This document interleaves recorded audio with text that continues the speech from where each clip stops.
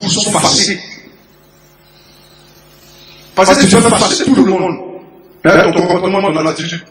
Un chrétien, sa douceur va être connue de tout le monde. Ta douceur va être connue de tout le monde. Tu dois être un exemple. Un chrétien, c'est un exemple. Parce que c'est le sel de la terre. Il a dit, on fait publicité de cubes magiques. Il a publicité de sel une fois. On ne fait jamais publicité de sel. Sel. Tu as besoin de lui. Tu vas au supermarché, il est là. Tu vas au marché, il est là. Tu ne fais pas publicité pour ça. Tu ne le mets pas dans la sauce, il n'y a pas de goût. Il faut mettre tout juste. Il faut faire tous les menus d'Asie jusqu'en Afrique du Sud. Sans sel, ça n'a pas de goût. Moi, franchement, à ma vieillesse là, quoi, je veux manger sel. Non, quand même un peu. Moi, mon papa, il n'a pas mangé sel, mais sa sauce là, ça ne présente pas de goût. Tu es le sel de la terre. Tu es le sel de la terre. C'est toi qui donnes tu donnes un sens à Dieu sur la terre. Tu donnes un sens à Dieu sur la terre. Mais si tu n'as pas ça dans ton esprit, si tu ne te laisses pas conduire par la parole de Dieu, si tu ne te laisses pas orienter par Dieu, tu vas devenir du vinaigre. Tu vas devenir du vinaigre. Tout ce que tu feras, personne ne sera content. Alléluia. Personne ne sera content de ce que tu fais. Tu le fais avec amour.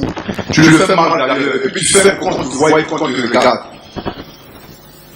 Or, quand tu es chrétien, tout ce que tu fais, c'est Dieu qu'on doit voir en toi. C'est Dieu qu'on doit voir. Alléluia.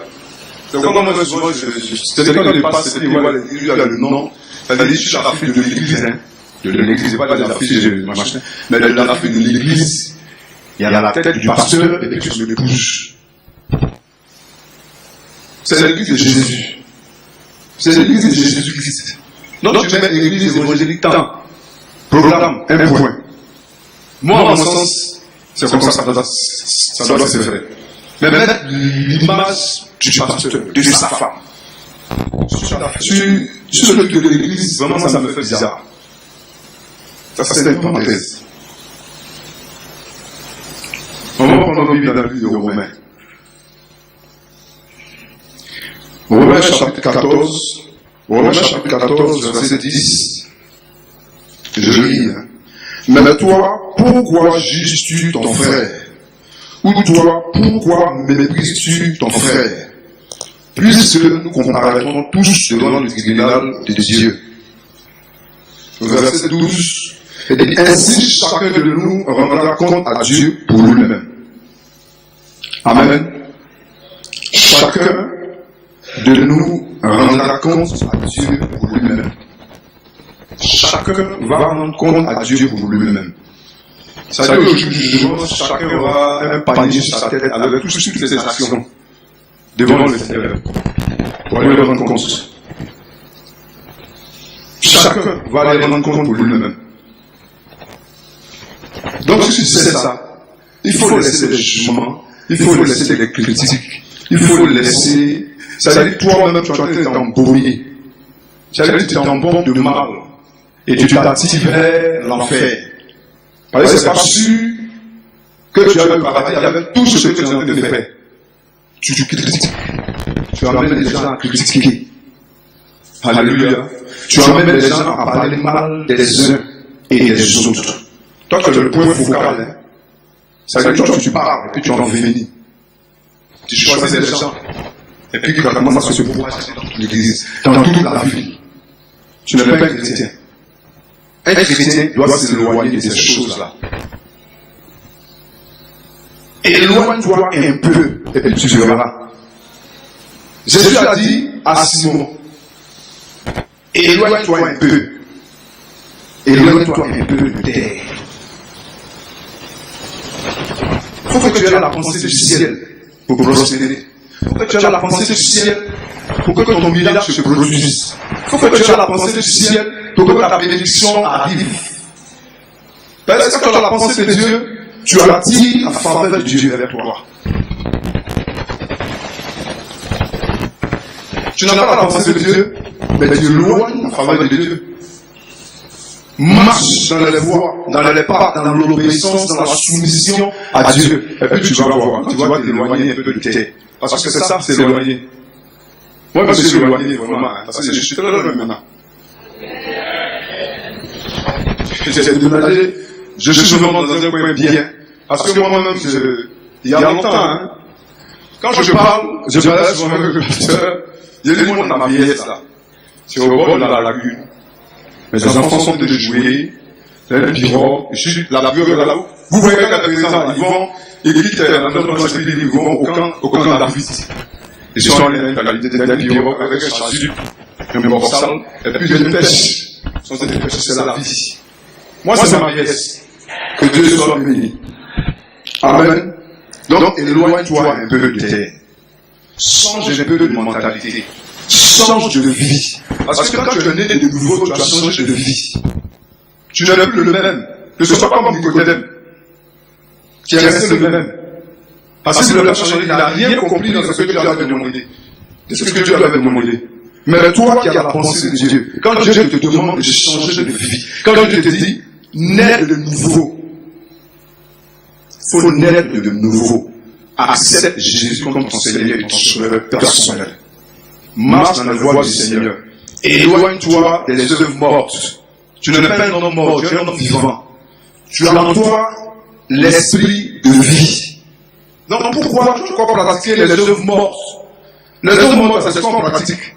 Du moins, c'est ce qu'on fait.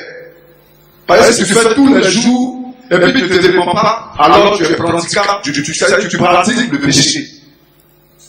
Tu pratiques le péché. Le péché là, oui. Mais quand ça devient une habitude pour toi, quand ça devient une habitude, tu deviens même pratiquant. Comme nous, on est pratiquants de la religion. On pratique Jésus. On pratique la parole, on la met en pratique. Mais toi, tous les jours, tu es dedans. Il faut sortir un peu. Dieu te dit, sors, quitte. Il faut quitter dans ça. Et c'est pas c'est quoi, mais il faut quitter là-bas. Parce que c'est pas bon pour toi. Ça ne t'arrange pas. Ça ne t'emmènera nulle part. Il veut aller loin avec toi. Dieu veut aller loin avec nous. Dieu veut aller très loin avec nous. La vision dans la maison, c'est trop costaud.